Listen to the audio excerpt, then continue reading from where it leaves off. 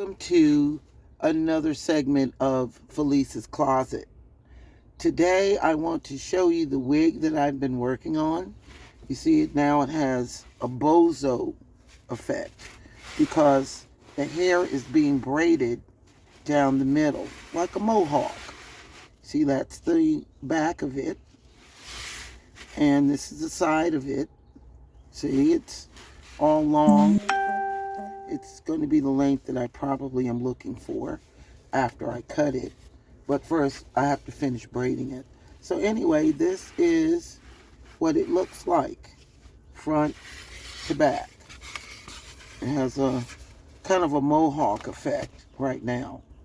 The bozo wings on the side, but most of it in the front and back has been done.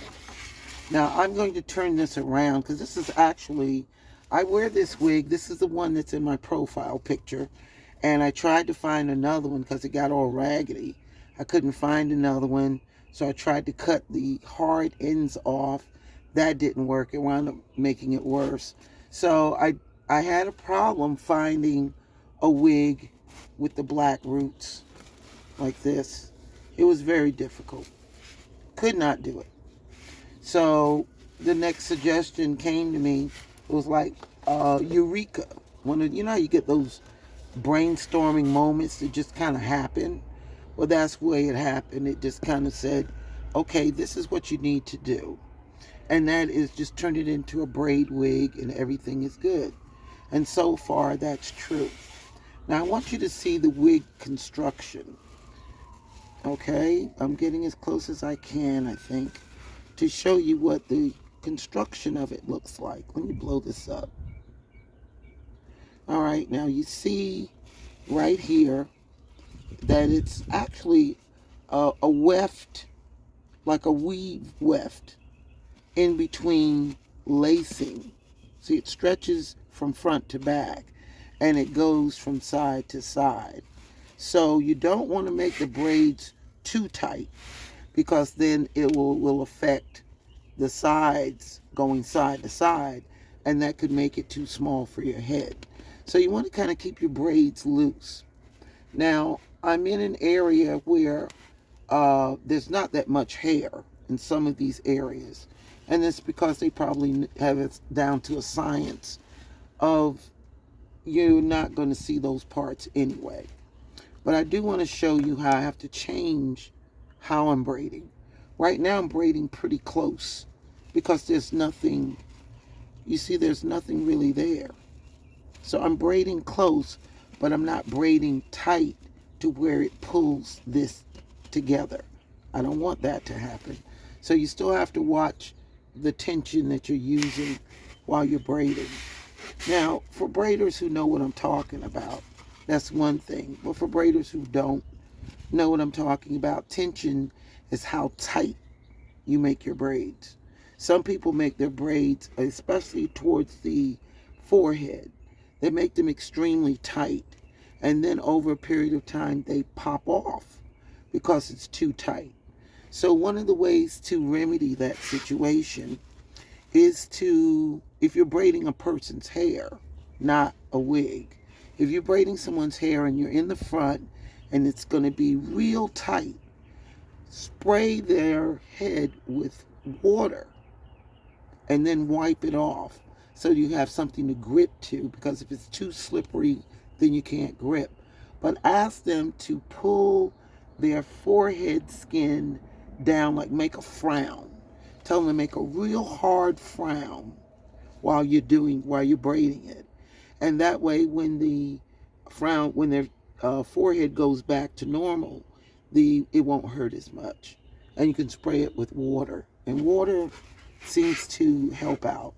But you see how close this is. So I'm going to pan out a little bit so you can see me braid it. All right, now I'm going to lift this up just a little bit and widen this just a little bit so you can see exactly what I'm doing, okay? So I'm going to take a piece of hair, and I've already sprayed the hair the actual braiding hair with water.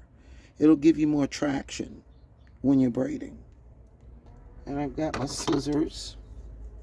And I want y'all to pay close attention to how I do this.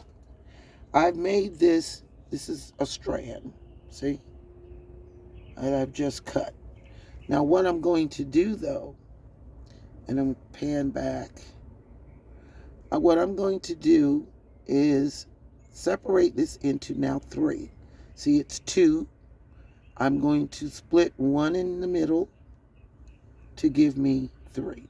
So 1 is a little bigger, but as you braid, you're going to make the adjustment so they all come out equal. All right, now I'm going to pan in a little closer, give you a good close-up. All right, now I'm going to take a piece of the hair that's on the weft between the elastic. So this piece right here, see it? Hope you see that real good. And it's going to be divided into 2 pieces. See? I'm splitting it into 2 pieces. Now I'm just really going to apply the braid where the white starts, because now I'm going to need that coverage of the black. All right? So here we go. You see I've got it 1 strand of hair to 1 strand of the synthetic. The middle strand has no hair on it, but the far right strand does. And it might come out looking far left on the camera. So I'm going like this, and like that, and like this, and like that. Just back and forth, over and over. See, I started where the black is. Now I'm going to continue and use a little bit of water to help me with traction. All right, see?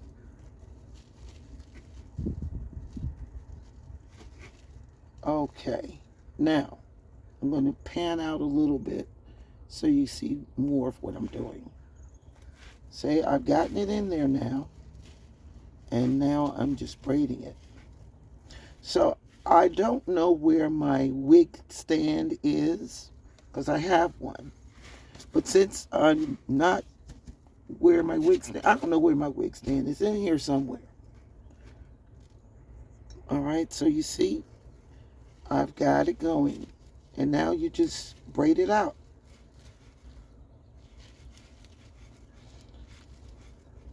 I have done a braided wig before. I noticed there's a difference. It's best to do it with synthetic hair, because braid and human hair is heavy. And it's so heavy that it was like I couldn't wear it. It was just way too heavy. I felt like I had a brick on my head. Now, some of my braids were fatter and some are thinner, but the thinner ones are better. So I will be going back and probably taking this out. Number 2, the color of it is just a little bit too white, so it looks like white string, and that's not the look I want either. But you see, it's in, and it started at the where the white starts, right there. So that it gives me that coverage that's needed when it's going over. And all I'm really doing is just doing, in some cases I did more than just the white. I didn't start at the white, I started at the top, because it had almost no hairs, like right here. There was almost no hair. So I had to get closer. But the wig kind of will kind of tell you where you're supposed to start, longer than the track itself, or weft, as it's sometimes called. So now I'm braiding it, and see how long it's gotten? And you could just, some people, some braiders will braid this whole thing just to anchor it in. And that's what I'll probably be doing, is they will just do a bunch of anchors all throughout and then go back and braid them. I'm doing this just to demonstrate, the basics of how you do it. And this way you can save practically every wig you own. If the wig itself fits you, you can always cut all the hair off. Or you could buy one of those wig making stockings. Those are good too, because you're basically getting a custom made wig that fits your head because of the netting. But if you want to go this way, which is a great way to do it, you can do this way. Save your wig cap, because if this part fits, if the cap part fits, you can cut all the hair off of it and get, let's say, a curly textured hair. Or if you want to use straight hair, you can do that too. And I would just stick with synthetic because it's easier to manage and it's less expensive. But with that, you could also use human hair if you want.